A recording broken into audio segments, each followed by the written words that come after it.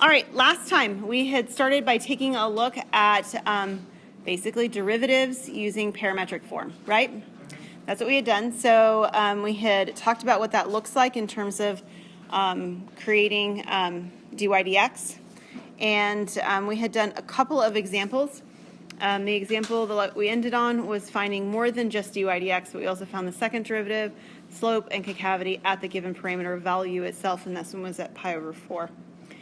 So we're going to do one more example that has to do, I think it's one, maybe it's two. Oh no, several more actually, that has to do with derivatives. And then we're going to switch to what?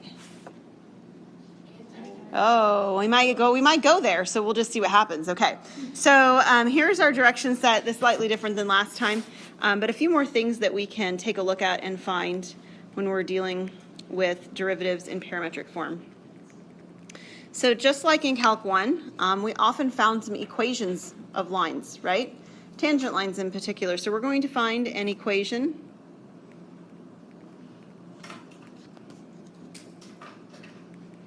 of a tangent line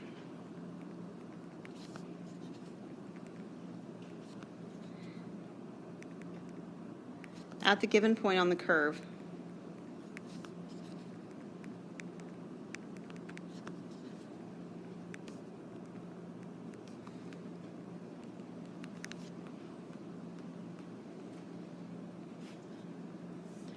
This is example number 3.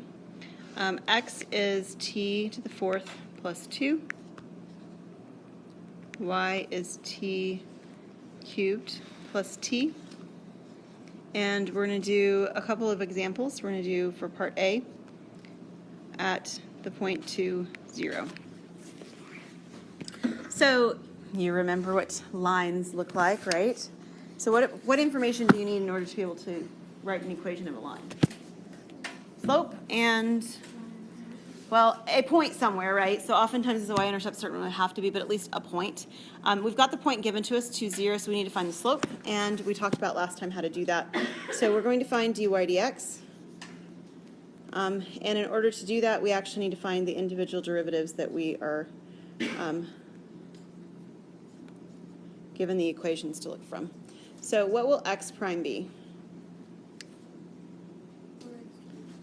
4t cubed, good. And then y prime?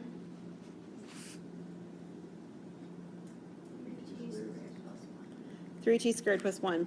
So dy dx will be the ratio of those quantities. Y over x, 3t squared plus 1 over 4t cubed.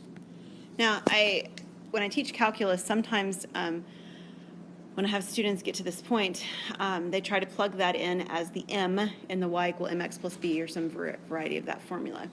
But remember, m is a number, and this right now is not a number, right?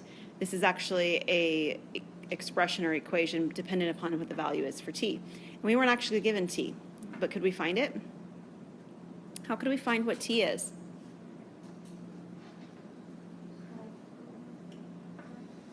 Okay, so we can take this point, is that what you were thinking, Becca? And you can take either the x equation or the y equation, doesn't really matter which one. I think probably the x equation's easier just because there's only one variable t in it. So let's actually use this equation and let's solve for t. So if x is 2, I'm looking for t, it's t to the 4th plus 2. What would t have to equal? It's 0. The t value of 0 is the only one that would work, okay? If we had actually used this equation, and there are potentially factoring for t, we might have actually gotten 2 possibilities for t, and that's okay, but it has to satisfy both equations, right? So in the x equation, the only place that that's going to work is at t equals 0. So t is equal to 0, so if I allow this to have t equal to 0, what do you notice is going to happen? It's going to be undefined, right? I'm going to get a 0 in the denominator. So this is undefined. Now, what do you remember? I'm asking you to pull something back from a long time ago. What do you remember about undefined slope when you draw the line? What kind of line do you get? Vertical, right? And what is the equation of a vertical line? X equals, good job. So x equals what? What does x equal in this particular scenario? 2. 2, it equals 2, right? Y'all good with that? X is 2. So our equation of the tangent line here is x equal to 2. And this isn't the picture, but imagine, I can give you sort of an example of one where you would see something like that. Imagine you had a circle and you were finding the tangent line right here. It could be vertical, right? Yeah, totally possible because we're not dealing with functions in a rectangular sense any longer, right? Parametric equations don't have that same vertical line property that functions do in rectangular coordinates. So that's what's going on for finding it at the point 2, 0. Let's do another point though. Let's do it at the point 3, negative 2. Okay, so the dy dx doesn't change. I don't have to recalculate that, so that's very friendly. But I do have to figure out what the t value is, right? So I can use, again, the x equation or the y equation. I like the x equation better because t is only in there once. So if I have the x equation, then I'm going to have, let's see, 3 equals t to the 4th plus 2. So t to the 4th would have to equal 1. So what next? It's a positive or a negative one. So we need to see if either one of those actually make the other equation the y value of negative 2. Are you guys with me? It's possible they could both do it. It's also possible one works and the other one doesn't. So we just need to see. Is it negative 1? Cool. All right, so it's negative 1 on this one. So, and what you did is, hopefully, at least what I think you guys are doing, is you're plugging it into the y equals equation, right? Y equals, and if you put in 1, what was it, to the 3rd, plus 1, that's going to equal a positive 2, and we want it to be a negative 2. So if I put in negatives instead, I get negative 2. So the value that I want for t to equal, or that I have that t equals, is actually negative 1. Cool. So let's take our dy dx equation.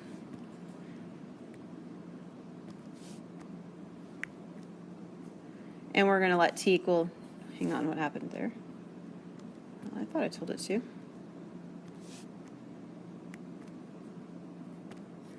T equal to negative 1. So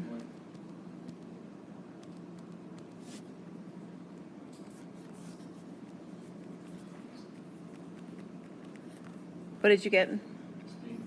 Negative 1. Yeah, we're going to have, let's see, it looks like 3 plus 1 would be 4 over a negative 4, so I have negative 1. Is that right? Yes. Yeah. So we're going to have a negative 1 for my slope. I have the point given, so I have y minus y plus 2 equals negative 1 times x minus 3. And if we clean it up, what will that give us? Negative x plus 1. So 1. Turn it in my head, 3 minus 2, 1.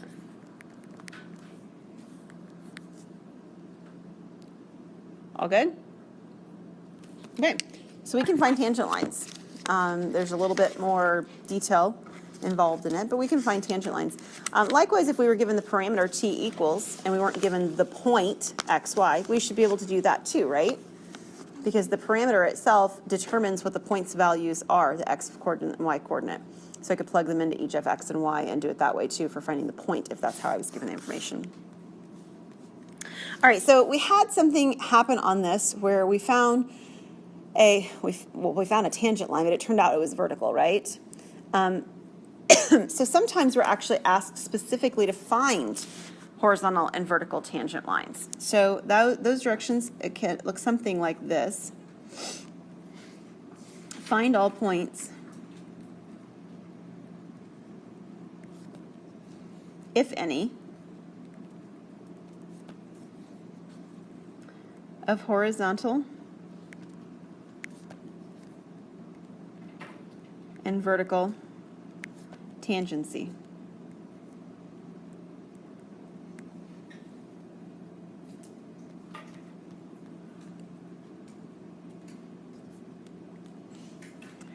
And our equations are x equals t squared minus 1, y equals t to the 4th minus 4t.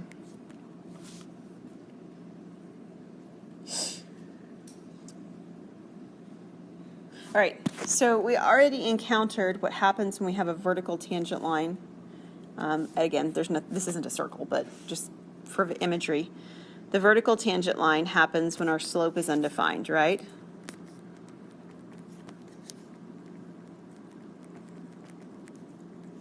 Now, in particular, our slope was dy dx, and dy is that y prime of t, and dx is x prime of t. So when specifically is a slope undefined? Yeah, when x prime of t is actually equal to 0, right? Okay, so what about horizontal lines? What if it looked like that? Yeah, it'll be when y prime is equal to 0. So the question actually boils down to finding zeros, right? Finding zeros of the derivative values of x and y specifically. So let's find our slope value for each of them. What would x prime be? 2t. And y prime?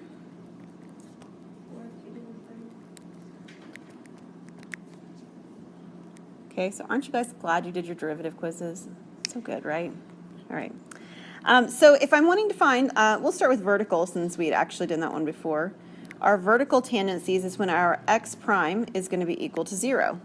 So that's when 2t is going to be equal to 0. So that's going to be at t equal to 0, right? That's the t value. But it wants to know the point. T is not a point, it's a parameter, right? So what would I have to do to find the point where that happens? Right, good job. I would need to plug it into the equations for x and y, right, based on that parameter. So if t equals 0 and I have x equal to t squared minus 1, then what would x be when if I evaluate at t equal to 0, what would x be? Yeah, x would be negative 1. And if I do the same thing for y, so y is equal to t to the 4th minus 4t and evaluate at t equal to 0. Yeah, y is 0. So this is actually happening. We have a vertical tangency point at negative 1, 0. Are you guys good with that? Okay, try your hand at finding horizontal tangency. We already talked about how you do it. Go ahead and see what you get because it's very similar to finding vertical tangency.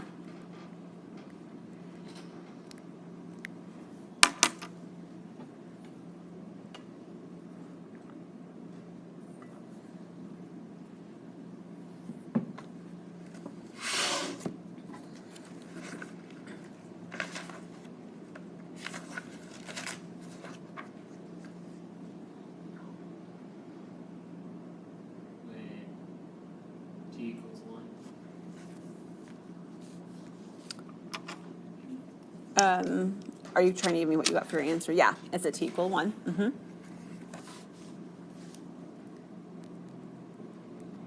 So you should have started at y prime of t equals 0, right? I was trying to do it with y. Yeah, not with y. Y prime. And y prime is 4t cubed minus 4.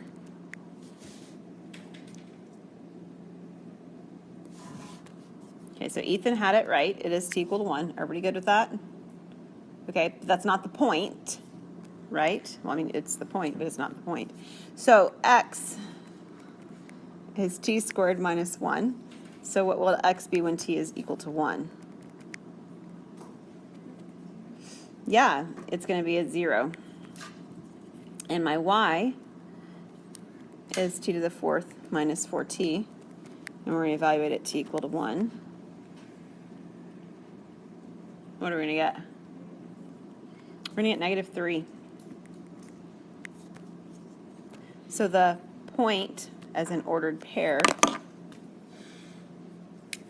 is actually going to be 0, negative 3 for our point of horizontal tangency. Okay, pretty good? All right. One more thing with derivatives. We spoke last time briefly about concavity. Y'all remember that? We were asked to find specifically the concavity at a particular point on our curve. So a little bit more with concavity before we switch gears. We're going to determine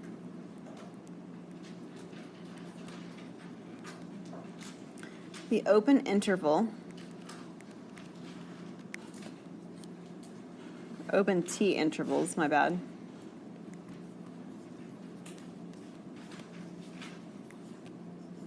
on which the curve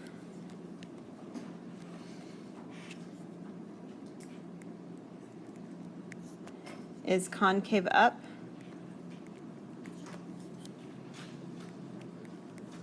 or down.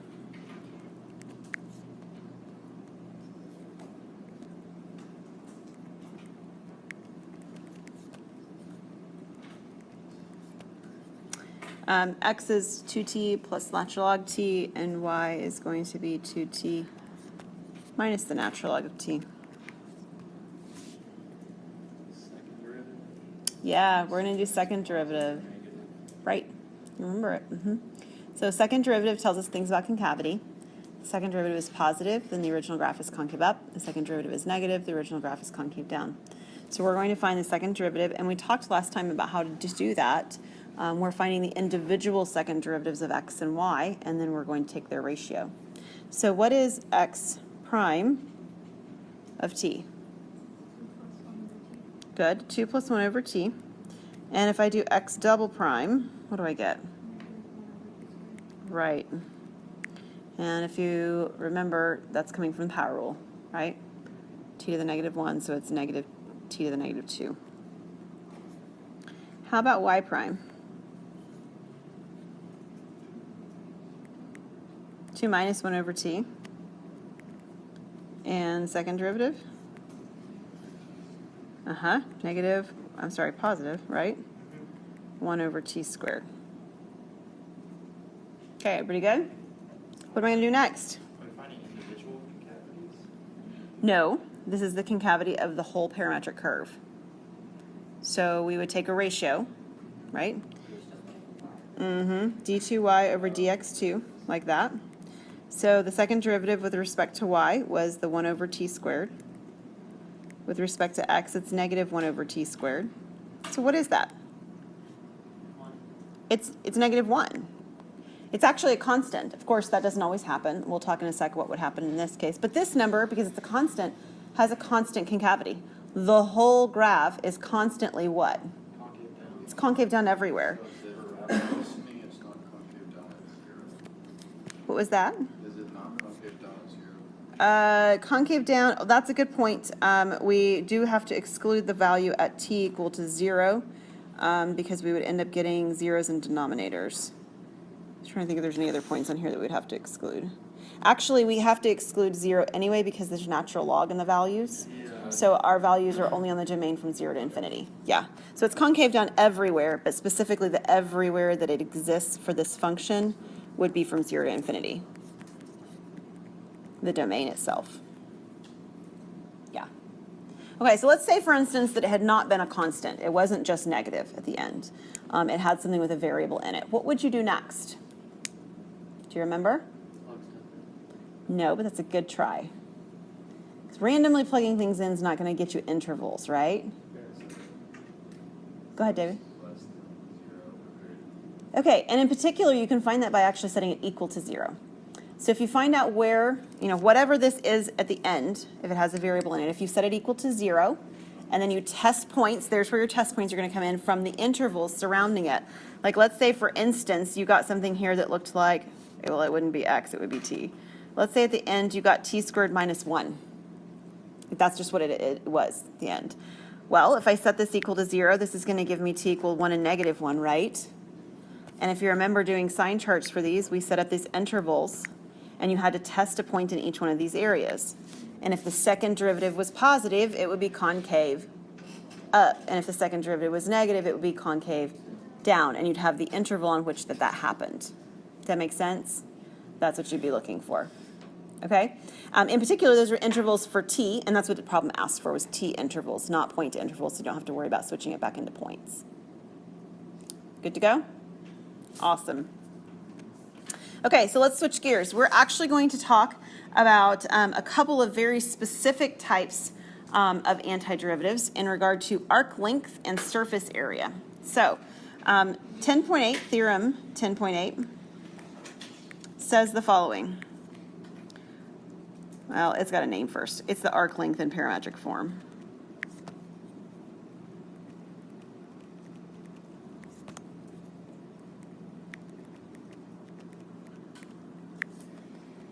Okay, if a smooth curve C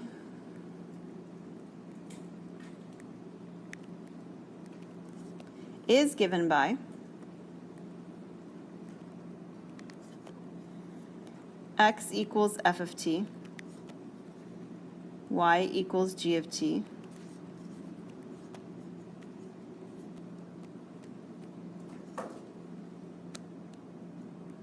such that C does not intersect itself,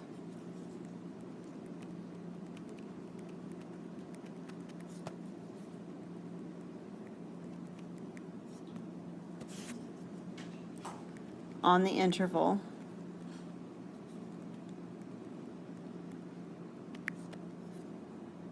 AB. Well, actually, let me say it this way. I'm writing my notes a little bit differently. On the interval AB, it can be the open interval, so it could intersect on the endpoints, actually. Then the arc length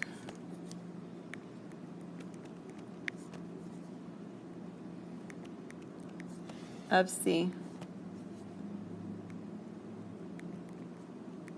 over the interval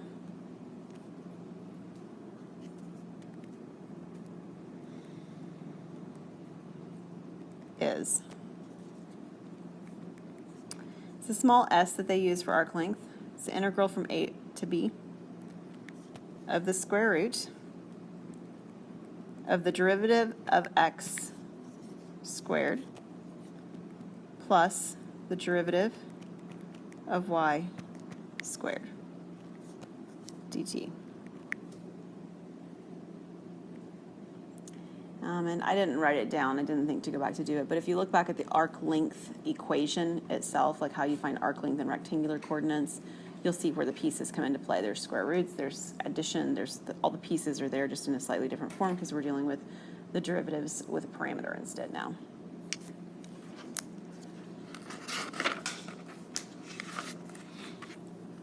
All right, so finding the length of curves, right? That's not the same as finding the distance formula, but do you see how the distance formula is embedded in this particular equation, right? Can you see it in there? Yeah, the distance formula has squares and square roots and addition of components of x's and y's. So you're seeing that present even when it's not a line to deal with. So we're going to do an example. Does everybody have all those pieces written in before I switch slides? Okay. We're going to do an example of one of these. We're going to find the arc length of the curve on the interval.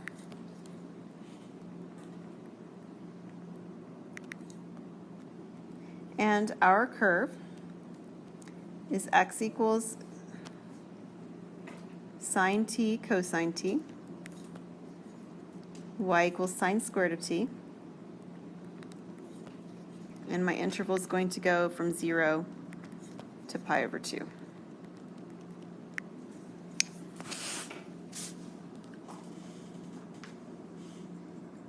All right, if you wanted to actually see what this looks like, were you able to do it? Could you? You could. I didn't think to do it before I came to class. It might be kind of interesting to look at it because we haven't actually seen what one looks like when there's trig functions involved. So let's take a look real quick.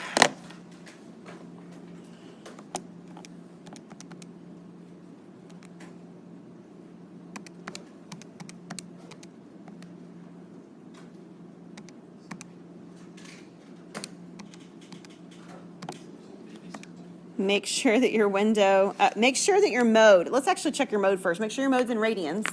That matters. Because we're dealing with trig, right? And then make sure that you are in parametric form, of course, before you plug your equations in. And then your window has to go from, looks like 0 to pi over 2. So your t minimum would be 0, t maximum would be pi over 2. And I have no idea if our step's good or not. Mine's at 0.01. It's awfully slow. That's what mine looks like. Man, I think that probably if I sped my t up and I zoomed in a little bit, I'd get a better image. So I'm going to check that real quick. So I'm going to put my t-step at 0.1, and I'm going to make it in, it looks like it's just an interval. I'm going to go from -2 to 2, I think, on my x and y. That should do it. Okay. That's too far for you guys to see. How about that? So it's not even a circle, right? It's not closed. I mean, that is to say it doesn't start and stop at the same point. But it's a portion of something that's curved. And we're going to find the length of that curve. Okay?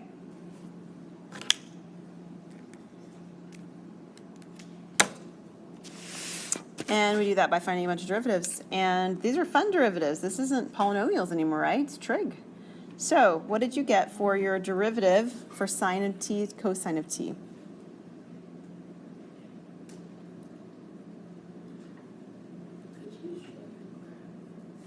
Okay.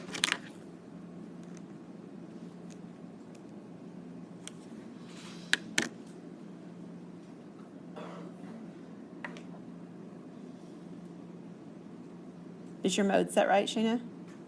Click on mode, make sure it's in radians. And then my window right now looks like this. 0 to pi over 2, my t-step's 0.1, and then the x minimum maximums are -2 and 2. Okay? All right. I almost feel like that was smoke and mirrors, so you guys didn't have to take a derivative. Did you guys put Shane up to that? Because nobody really wanted to talk to me when I said, let's find the derivative of this one. I'm stuck. Okay. What'd you get, Hannah? Okay, so the derivative of x is cosine squared of t minus sine squared. It is. Okay, good. So, and you used a product rule, right? So there's a product here. Everybody see that? Product rule, so we've got to use well, we've got a product, so we have to use the product rule. So you have one piece times the derivative of the other one, so you have sine t times negative sine t. I'm going to run out of space, so plus, and then the derivative of sine is cosine, so cosine t times the original at the second piece, which is cosine of t.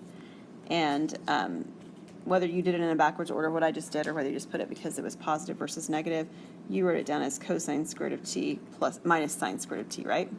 Fabulous. Okay, everybody good with that one? Sorry, yes.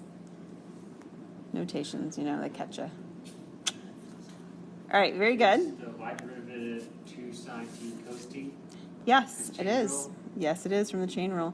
So we have 2 sine of t, cosine of t. That one doesn't even require simplification, so that's pretty friendly. So why not? I did it again. I was just trying to be consistent, you know. I mean, right? Okay, so we're going to set up our... I'm pretty sure Hannah was like, don't encourage her. Okay, our arc length is going to go from 0 to pi over 2. And we have a square root of some trig squared. So we have negative sine squared of t plus cosine squared of t. Sorry, I had mine in the other order, so yours is just a different order, but that's fine. Plus 2 sine t cosine t squared, and then dt. Wow, you're not going to use your calculator. Come on now. Come on now. Just checking what I got. Okay, so my integral from 0 to pi over 2 stays the same. I actually end up with sine of t to the 4th, so sine to the 4th t plus, let's see, my inner terms would be minus, actually, 2 sine squared t cosine squared t plus cosine to the fourth t. And then in the end, I have another plus 4 sine squared t cosine squared t dt. Beautiful things are about to happen. Are you ready for it? Okay, so something combines, right? Oh, yeah. Yeah. Yeah, this one and this one combine. And when they combine, they actually become almost the same thing that's already here, except they are positive. It's the same thing but positive, right? I have negative 2 of them. I have positive 4 of them, so that adds a positive 2 of them. That's actually a really cool feature. So take a look at what happens with that next. So I have from 0 to pi over 2. I have the square root of sine to the fourth t, but now it's plus 2 sine squared t cosine squared t, which is just a square, and then it will factor, and I can take a square root, right? Cosine to the fourth t. Was that a knowing yeah or a if you say so yeah? Yeah. With authority. What was that, Shayna? Like the 2 sine to the fourth t's. The sine to the fourth and cosine to the fourth. They don't equal 1 because that's squares. Well, how come you couldn't like make it sine squared t plus cosine squared t equals 1 squared? Okay, so this is what you're asking me. You're asking me if it's the same that if you do a plus b squared, does that equal a squared plus b squared? And it's not true. So what you'd like to do is pull a square out of that and say, oh, look, I've got sine squared plus cosine squared, and that's equal to 1, and it just isn't. All right, because we can't pull that squaring out. Our operations with exponents don't work that way when we distribute. Yeah, so, however, we do have some nice things that happen regardless. So, oh, I copied and pasted, and then I cut and pasted, and so let me try it one more time.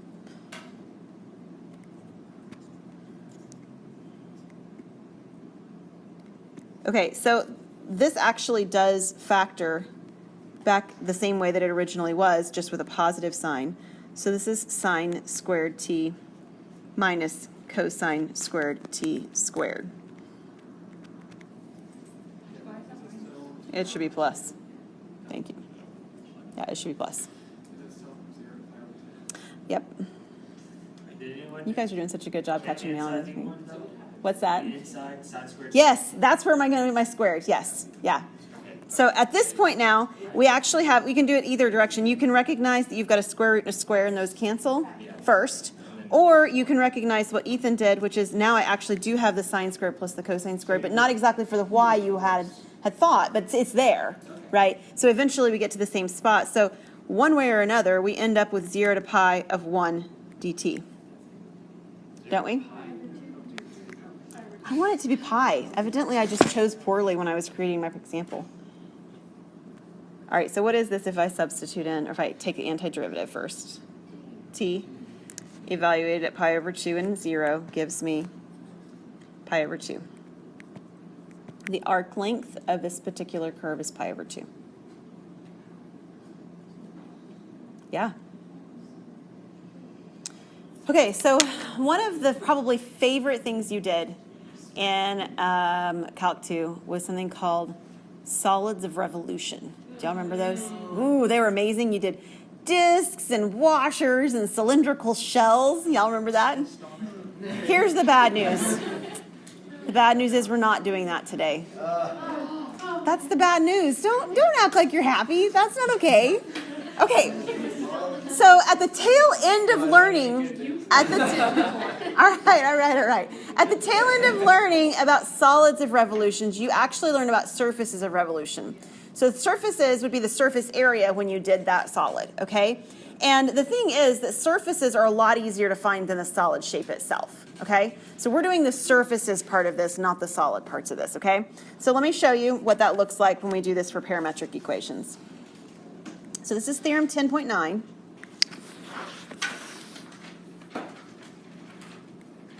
This is area of a surface of revolution.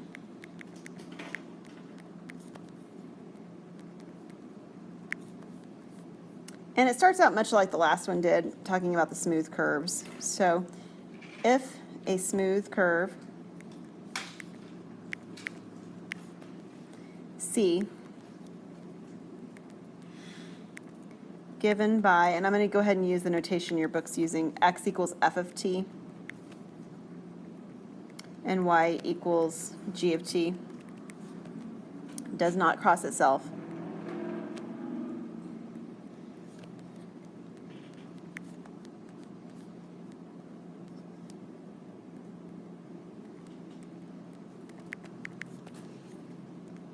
On AB. Then the area, and here they use a capital S. The arc length they used a lowercase s. Surface area they use a capital S. So just make sure it's exaggerated in your notes, okay? So that you're not confusing the two. Of the surface of revolution.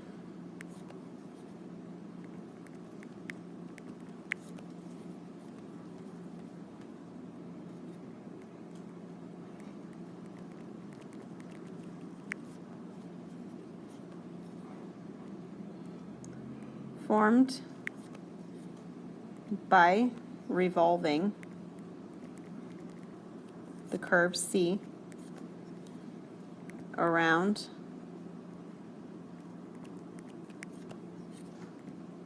the, and I'm going to leave a blank here, axis. I'll clarify as I do my notations, are as follows. So on the first one, this is around the what? The x-axis. So for the x-axis, your solid, or your surface area is 2 pi integral from from a to b of g of t, which was the equation for y, square root of x prime of t squared plus y prime of t squared dt. It's the same arc length formula we saw before, right? And you know, when you three-dimensionalize an arc length and you rotate it around an axis, you get circles. So that's why you're getting that 2 pi times it and times the height. That's what the g of t is it's the height that's actually rotating around. So that's where those pieces are coming from. The other formula, of course, is for the y-axis. Formula looks almost the same, except for, instead of having g of t, I have f of t, which was the equation for x. And then the rest of it is the same.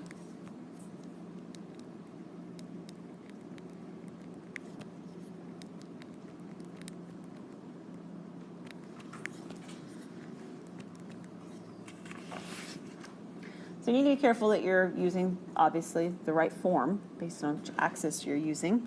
And so, as always, we should practice one. So this is, I think it's actually example number 7. My numbering got off at some point.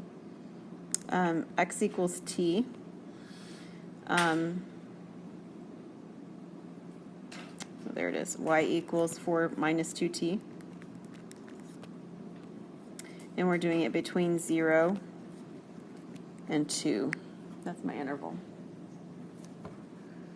Oh, and to start with, part A, we're doing the x-axis.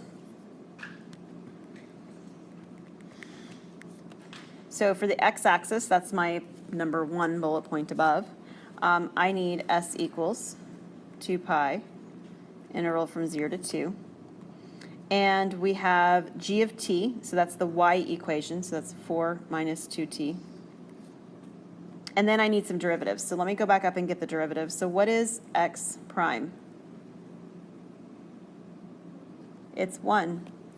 What is y prime? It's negative 2. This one's a really simple one because I've got linear equations with it. So I've got the square root of 1 squared plus negative 2 squared, which is a grand whopping total of square root of 5, right? Yeah. So that part's actually just a constant. So I have from 0 to 2 of square root of 5 times the 4 minus 2t. If you want to put the square root of 5 out in front with the 2 pi, you could do that even, right? doesn't actually affect the derivative, the antiderivative itself. So I actually have 2 square root of 5 pi. And then what's the antiderivative of 4 minus 2t? Right? 4t minus t squared. And we're evaluating at t equal to 2 down to t equal to 0. Let's see, at 2, I have 4. Is that right?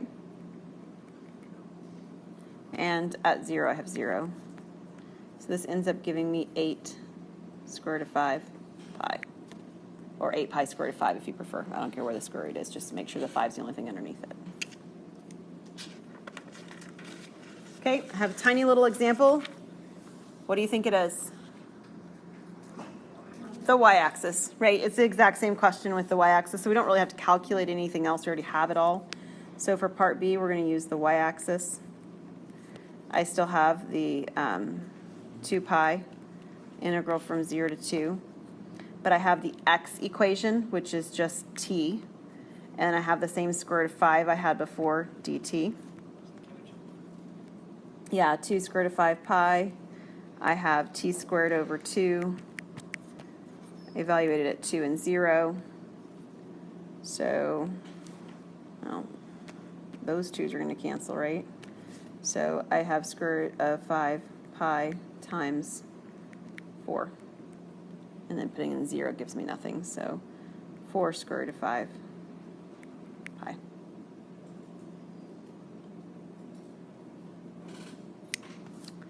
All right, a couple things. I'm going to write down the homework. There's a web assign out there already. We are officially 1 full class period behind. I'll adjust things as we move forward through next week. It will move our test 1 class period, so if for some reason you have the date differently or whatever, we'll have to move our test on 1 day, but it may actually mess it up and cross fall break. I'm not really sure. I didn't look at that part. No, it'll be the day right before fall break. It'll be Wednesday. Yeah. Okay, let me get the homework written in. I know you guys need to get out of here, some of you. So page 711, not like the gas station. 2, 3, 5, 8, 11, 16, 17. This is a long assignment. Web assign's shorter. I purposely made web assign much shorter because this part was so long. 32, 35, 40. I just got a few more to write down. 43, 46, 49, 65, 68. It is. But do you remember where we started? We started with just find some simple derivatives. So some of these are just like find a derivative, right? They're not really that involved. Some of them toward the end are a little bit more involved. But I have 100% confidence you guys will be perfectly capable. Because the gist really is that this is just Calc 1, right? Calc 1 with a twist. Yeah. I don't have office hours on Monday. So, well, the Success Center is available for you, and I know you guys have friends up there.